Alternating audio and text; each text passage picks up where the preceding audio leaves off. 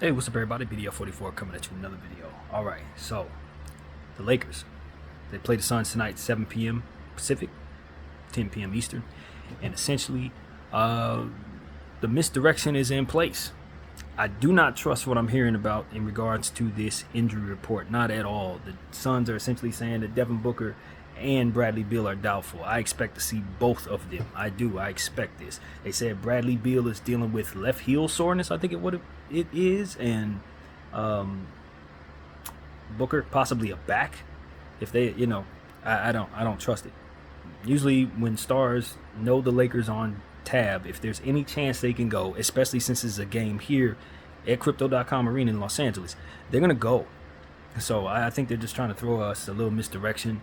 This is our old coach, Frank Vogel, over there in Phoenix, and he has a healthy respect for our stars, to say the least, given the fact he won a championship coaching our guys. So this is what I'm expecting tonight. Unfortunately for us, we're going to be missing some guys too, or expected to miss some people as well, I should say. Vanderbilt will not play. He's continuing to heal up from his heel injury. I believe it's a heel he's dealing with.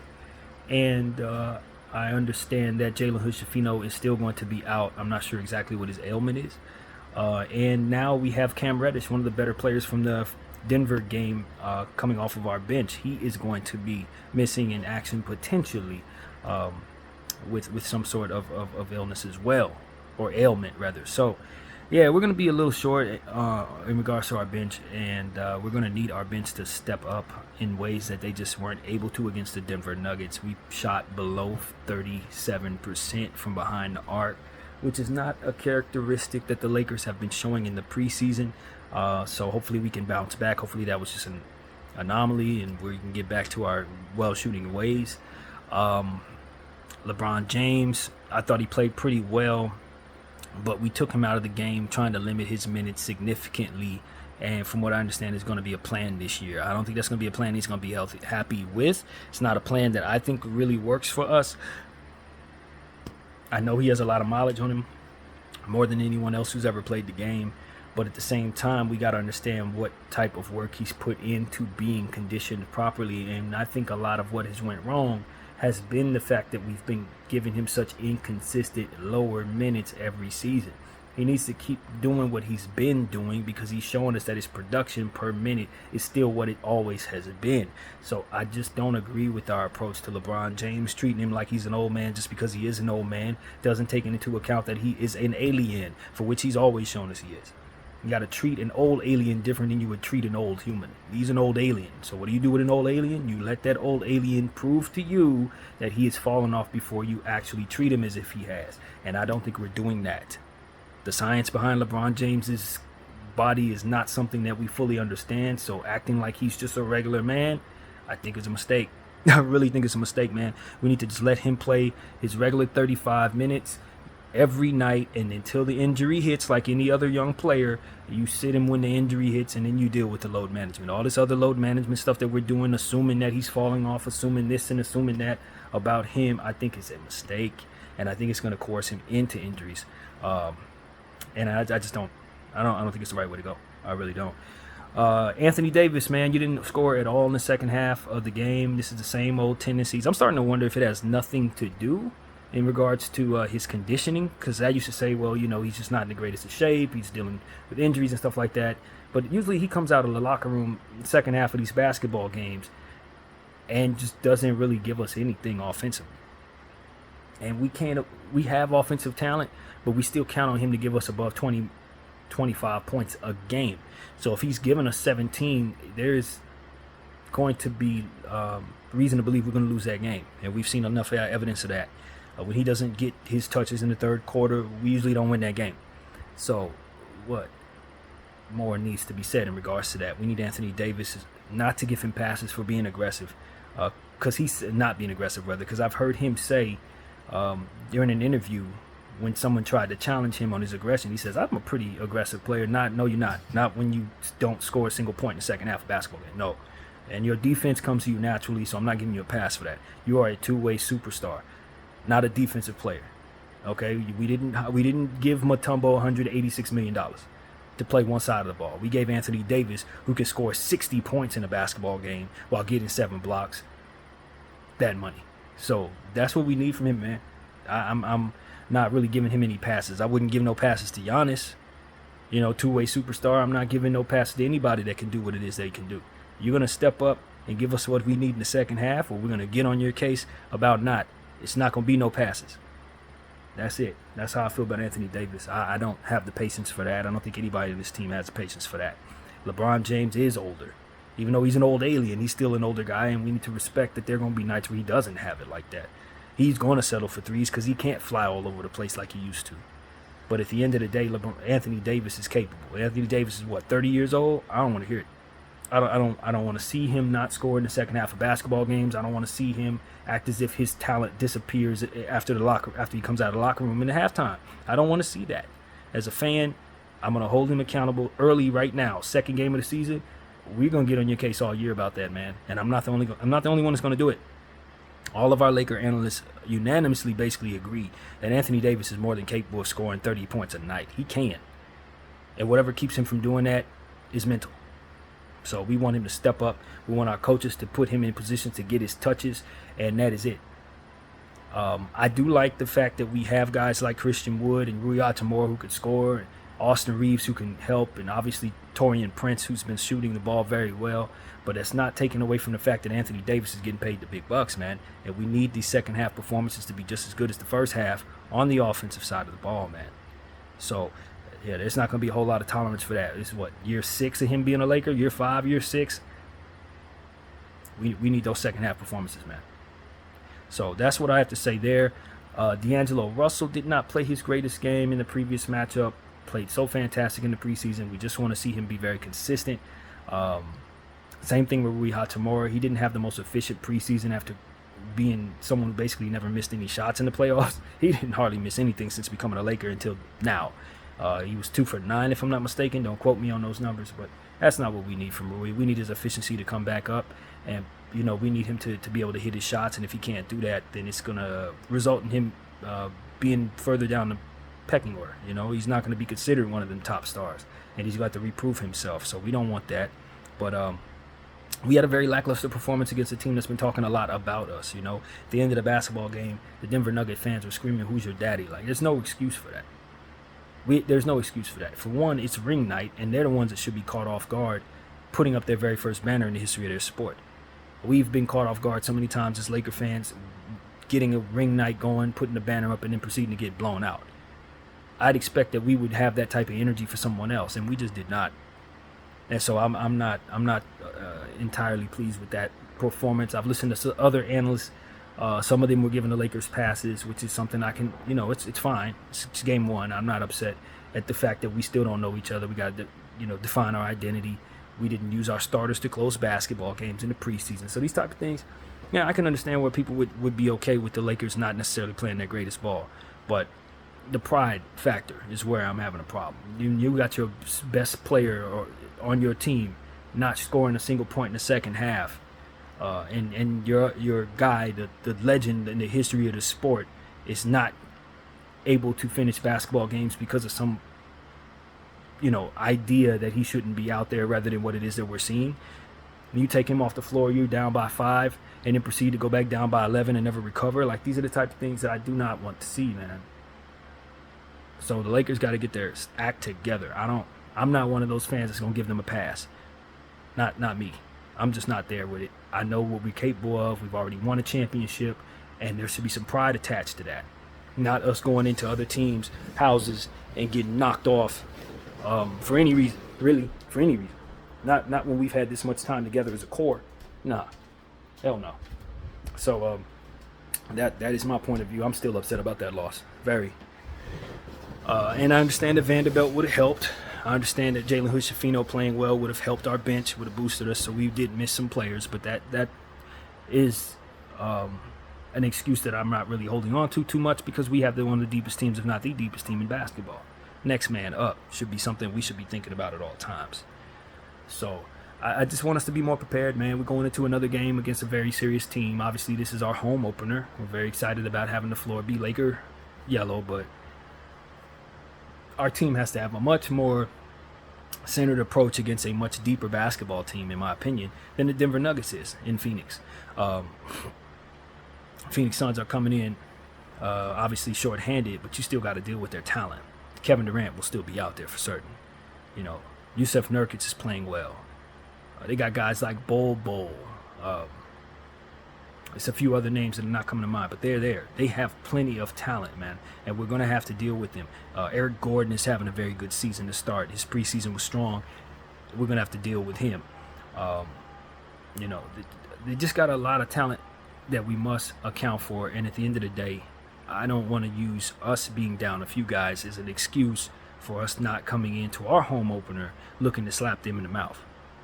That's what it really comes down to.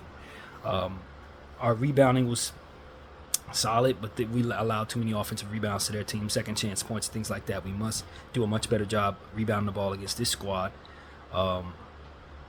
And I just want to see us continue to lean on players who are riding the hot hand. You know, ride the hot hand is what I'm asking. If Taurean Prince is still going to score efficiently from behind the arc, then we're going to need him to be taking a lot of three-point shots and putting himself in a position to be much more a part of the offense than even he was in the first game. You know, Austin Reeves, I need his scoring numbers to increase. I need his efficiency to continue to be where it needs to be from behind the arc. He was 1 or 2. That's 50%. I need him to attempt a couple more, you know, and be more of a focal point in the offense. I would love to see a guy like Gabe Vincent have a good game to start this situation off at home. He didn't have the greatest game against the Denver Nuggets. He historically has not played well against the Denver Nuggets. In the finals, he struggled against them as well. And I'm taking note of that. You know, we're going to have a lot of faith in him if he can prove himself to be somebody that can help us the way he helped Miami. But if not, he's going to be the small guy. And we know how we feel about small players on this team. Our coach tends to lean on them too much. He puts a 3-guard lineups on the floor. And a lot of times that was the bane of what happened to us early in the season last year. Him going with 3-guard lineups and not leaving him a whole lot of rim protection, not leaving him a whole lot of rebounding help, not leaving him a whole lot of anything, really. And so that's what we don't want to see. Those 3-guard lineups, 3 ball handler lineups, tend to lend itself to failure for our roster. And Darvin Ham tends to not give a damn because he does it anyway. And that's not something that we like on this channel. So I'm not the only analyst speaking about that as well. 3-guard lineups, man. Look at the data. The data tells you it doesn't work for us. Okay? You may like it, but I may like something that doesn't work either. But our responsibility is to try to be successful. So if something's not successful, then we got to get away from it. I thought what was really helping us in that previous matchup was using bigger guys. Anthony Davis, you know, Christian Wood. When you're going up against a guy like Jokic, you want to have as much length on the floor as possible. Not only on the defensive side to help yourself, but on the offensive side so you can make him a fouler. And I just didn't think we used Christian Wood enough. As I said, Rui didn't really have the type of game we needed him to have. And, you know, it just spoke to us having bad rotation once again. We had poor rotations in the previous preseason matchup as well. We talked about 5 men out, more or less pulled out of the game, and then reestablishing the lineup with an entirely new 5. It just really threw everything off. So we're hopeful that we can kind of learn from our mistakes, or at least perceive them as mistakes so that we don't do them again. So that's really what it is, man. I don't want to start this year off complaining about Darvin Ham, but I don't know how not to, man. It is what it is. We're just not very happy with some of the rotations that we've been seeing in the past 2 matchups. And that's really the thought there, man. But ride the hot hand, attack the stars that are going to be on the floor. Kevin Durant is one of the most efficient basketball players, if not the most efficient basketball player to ever play the game. We're going to have to understand that even though his other stars may not be out there, he's going to have enough help around him to give us problems. And if he's playing well, he don't need no help. You know what I mean? Especially if we're not going to play well. So that's really what it comes down to. I want to see us put ourselves in a position to rebound the ball better, get in transition and defend better, attack them a little more so since they don't have some of their quicker players on the floor today, potentially. Attack them in transition and try to draw fouls on Kevin Durant to get him out of the game and expose their bench a bit more so. Yeah, that's what's on my mind, man. Look out for a guy like Nasir Little. He stretches the floor very well. Player played with the Portland Trailblazers for the last couple years, had a healthy season last year after a couple bad seasons with injuries. He is completely healthy, and he is a problem. Josh Okogie. He is developing very nicely. I don't know why Minnesota gave up on him in the first place. He's one of the better big defenders out there. He is going to be one of the main focal point players for the Phoenix Suns, with them potentially missing Booker and Beal. We're going to have to keep an eye on Josh Okogie because he did have a nice offensive game in the previous matchup against the Golden State Warriors, where I believe they did get the victory there. So understand, Josh Okogie's not somebody that just plays defense anymore. He's not. He can hit the three a little bit. His offensive game is growing. You got to respect him on both sides of the floor. And if they're going to be missing stars, I'm not certain he's not developing into somebody who can just step right in and be that for them. So we got to be careful with him. Don't let Bol Bol get off. Bol Bol is a young player who I know has a very high ceiling. His floor is low, but his ceiling is high. Don't let this be a night where he has 5 blocks, 5 steals. That's the type of stuff he's capable of. He has ball handling ability. He can shoot the ball very well. And if Booker and Beal are not on the floor, he could be somebody to give the ball to a lot. I don't expect it, but you don't want to be caught off guard by somebody who's basically 7'2" with like an 8-foot wingspan. You don't want to be caught off guard by that. They picked him up for a reason, so be prepared for him. But guys like Nasir Little, Josh Okogie, these are big guys. Kevin Durant, they're going to provide size on the floor defensively. So if we run out there with small ball lineups thinking we're going to have success, they're going to lock us up. I'm telling y'all right now, without Beal and Booker, they become a more defensive team. They have defensive players that they picked up to support what it is that Beal, Booker, and KD do. So that way they can just basically be the hot and cold to their circumstances. Because Beal and Booker are out, you're going to be dealing with more defensive stopping type guys, man. So understand that early. They're going to bring it to you. I wish their team was on my mind in regards to the rotations that they have. I think we can attack them with their point guard position because I don't think they really have a reliable point guard, although we need to watch out for guys like Saben Lee, who's on this team, who played really well last time we saw him in the preseason. And also, there was another Lee too. There's another guy by the name of Lee, I believe, is on this team as well that we need to be careful for in the backcourt. So be careful taking their team lightly just because they don't have a quote-unquote point guard on this roster. They have guards that can really attack you from that bench position who are going to play well. Guys like Eric Gordon can go for as much as 30. We don't want this to be a high-efficiency night for a guy like Eric Gordon specifically because we know how high his ceiling can go. I've seen him score 50 points for the Clippers years and years ago. He is a very, very efficient three-point shooter, and he's in good shape, stocky shape. Yet another big body we're going to have to account for.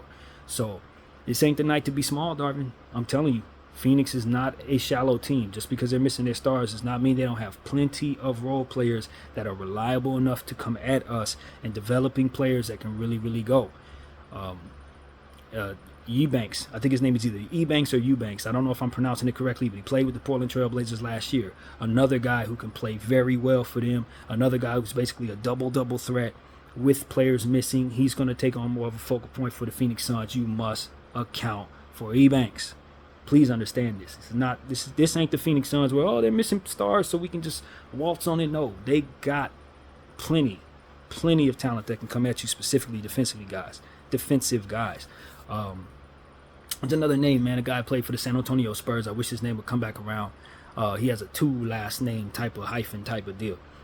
Maybe it'll come to mind, but he's also another forward you need to account for down there as another part of their deep bench. So, man, I wish I would have looked at that depth chart, but their players are in my head, if not their names in my mind. So I want you guys to know that I have a healthy respect for what the Phoenix Suns put together. If we didn't have the best offseason, they did. It's that kind of thing. They did a fantastic job of getting good complementary pieces surrounding those 3 stars who will do their job and ultimately come together to be able to make a cohesive lineup without their stars. You know what I mean? They have 3 superstars, but they used their money correctly in putting together their team. So I'm excited about the Phoenix Suns' opportunities at winning a championship, which means I'm excited about them and the potential of them upsetting us without their stars. We cannot let that happen. We're not missing enough big names to lose to a undermanned Phoenix Sun team led by Kevin Durant, who's a bit older now. We know this would be a very, very, very bad loss at home if Beal and Booker are not available. So we need to take advantage of this, man. Hit our free throws. We didn't shoot the free throw particularly well. We didn't score anything really particularly well in the first half of that last game. Denver played a fantastic brand of defensive basketball. Kind of caught us off guard. I would expect that Phoenix has the same type of stuff to put on the floor today. So we need to be ready for that. And so that's really my thought, man. I don't particularly find myself too thrilled about how the Lakers started this season off. And knowing that our schedule is pretty tough, if you look at what happened yesterday with the Orlando Magic, we played them 2 out of the next 4 games. They slapped, who was it in the mouth? Was it Houston or somebody? They slapped them in the mouth. I think it was Houston. Knocked them down real good.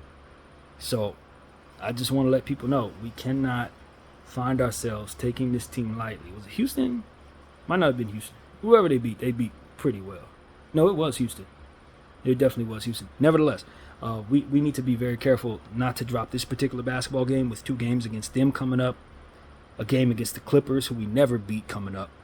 We could find ourselves down in the standings early, just like we started the season last year, if we don't get our act together. So it's on the Lakers to get it right, man. I would love to see more Max Christie tonight.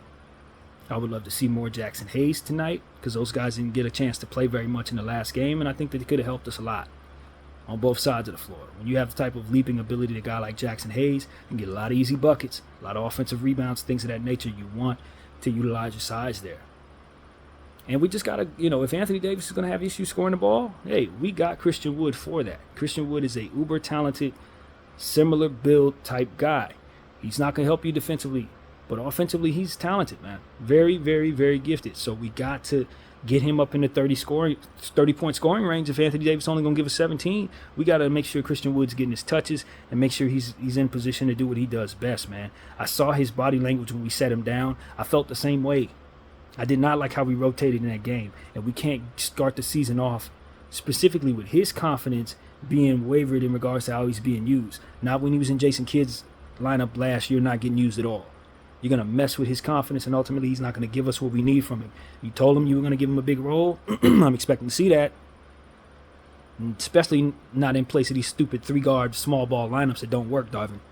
Let's be real, man. So these are things that we're already talking about. It's early in the season. I don't want to start, I'm trying. I'm trying, but my patience isn't too high when I'm hearing who's your daddy from the Denver Nuggets when they've only won 1 NBA championship, and that was the day they actually got their ring for it. I'm not that type of Laker fan that's going to be like, it's fine, next game up. Nah. You're setting the precedent for how soft we about to be mentally by letting that happen, especially when Anthony ain't playing in the second half, scoring in the second half, and LeBron James is sitting down with only like 20 minutes. You know what I mean? We got to establish ourselves as superstars. Bron and AD got to establish themselves as early superstars. And we can't have that type of stuff happening in the same game. I'm sorry. If Anthony ain't going to score in the second half, Bron needs to play a full slate of minutes, or otherwise there's a chink in our armor that's going to leave the wrong taste in our mouths in regards about who we are and what we're capable of doing. I'm just being honest. We need our superstars to be superstars, and we can't do that if we're coddling them. Okay? So that's really where my thought is, LA. We hardcore on this channel today, man. Patience ain't there. We lost a bad game, and we're setting ourselves up for a bad home opener if we keep on this path. Shoot the ball better, defend better, rebound better, transition better, and ultimately do not take your opponent lightly just because we're being told that Beal and Booker ain't playing. So that's what I got to say, man. Get your act together, LA. BDL44. I thank y'all for watching. I'm out.